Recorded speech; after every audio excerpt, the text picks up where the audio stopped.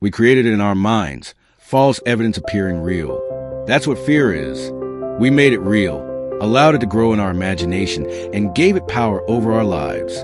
That's why Churchill once said, "There's nothing to fear but fear itself." Fear is a destructive monster, and to defeat it, you must be intentional. Turn off the things that feed your fear. Tune out the voices that only speak about how bad things are, voices from people who bought into the negativity of the world. Instead, start feeding your mind daily. Attend workshops. Read books. Listen to empowering speeches. Surround yourself with voices and messages that recondition your mind and retrain your thinking. Faith comes by hearing and hearing and hearing. And if you're not feeding your faith, you're feeding your fear. Most people will find you strained for being positive. If you're happy, they'll ask, "What's wrong with him?" People walk around every Monday morning saying, "Ugh, I haven't had my coffee yet." They're miserable because they haven't found purpose. And when you lack purpose, pain fills the gap. That's why you must begin practicing mental programming. Keep a journal. Record your thoughts. Capture the moments that matter. When you wake up, write. When ideas come, jot them down.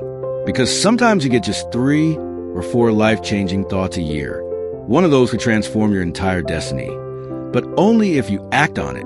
When you don't appreciate who you truly are and allow fear to immobilize you, you become your own worst enemy. You start sabotaging your life, your dreams, your future. You don't need someone else to bring you down. You're doing it to yourself. But here's what changes that. Hunger. When your hunger for your dream becomes greater than your fear, your drive kicks in. That hunger gives you power. It becomes the fuel that propels you forward. When you begin to acknowledge your identity, the real you, and your true power, things change.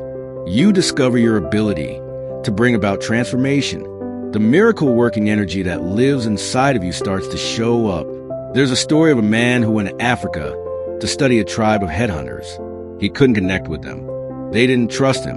Why? Because he was afraid. He feared they would take his life. So nothing he tried worked. Then one night, lying in bed, he asked himself a question. What did I come here to do?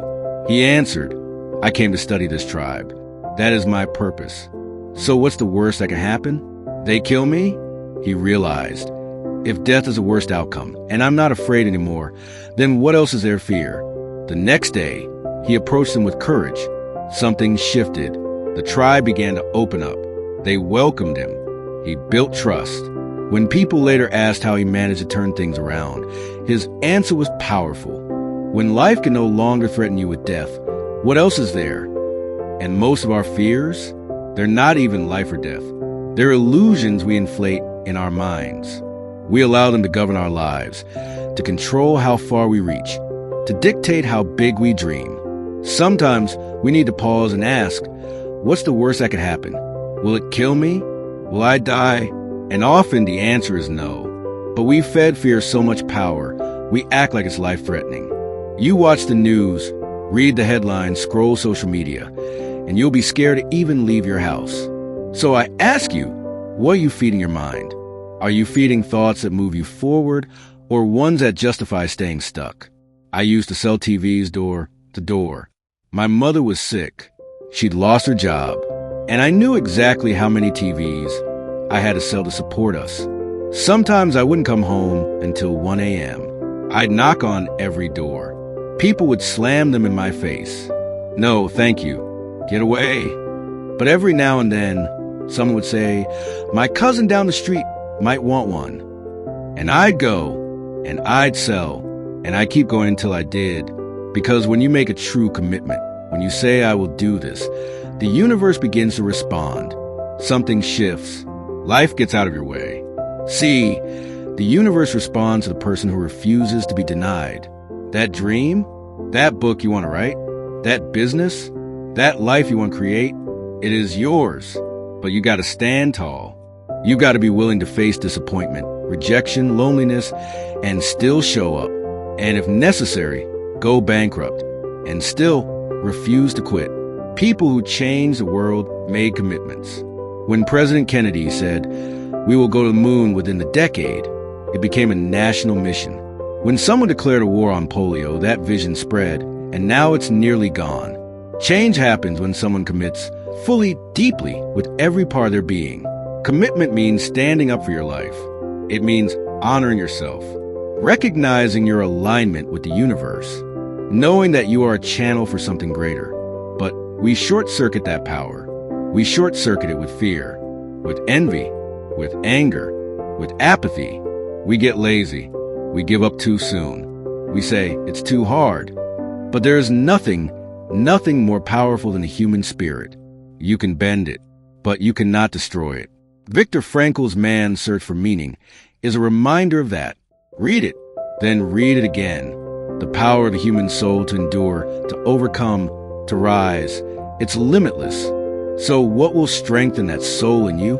Sometimes it means going back to school, sitting in a class where you feel lost, surrounded by people younger, sharper, quicker, but your dream matters more than your pride.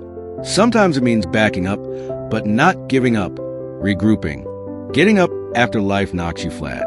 And more than anything, it means trusting yourself, trusting that inner voice. Not everything has to be logical. Life defies logic. I remember one of the worst speeches I ever gave. A woman offered to write it for me.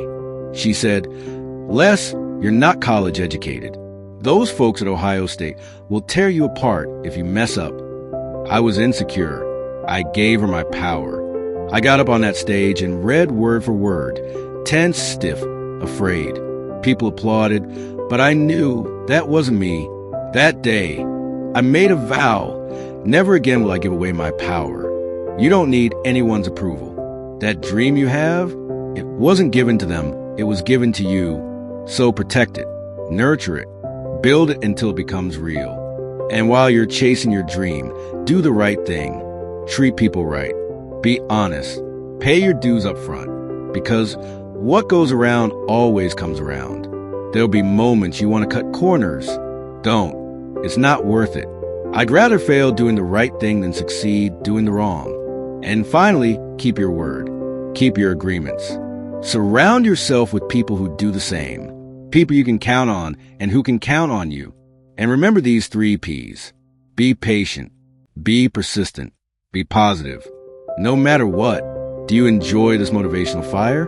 Kindly give us a like and comment below on what you have learned from this motivation. Also, subscribe to our channel to encourage us to bring you more motivating videos. See you in the next video.